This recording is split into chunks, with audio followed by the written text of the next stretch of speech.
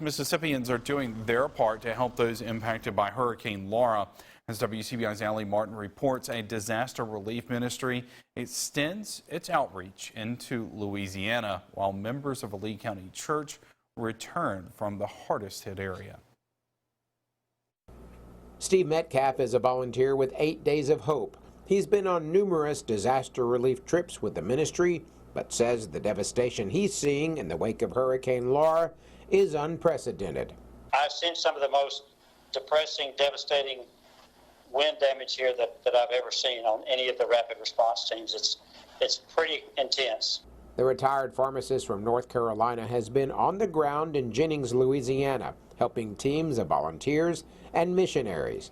They assess damage to homes, interview families to see what their needs are, then send out work teams to cut trees, remove debris, and other tasks to help. Homeowners don't pay a dime for the work.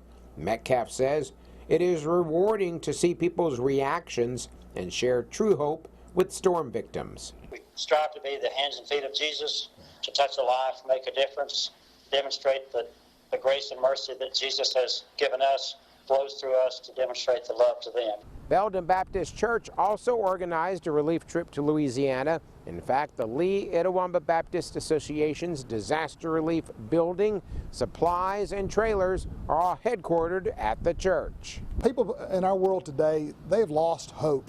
Everything, especially with COVID-19 and all that, just the struggles. People are hurting, and we get to just let them know that we care about them.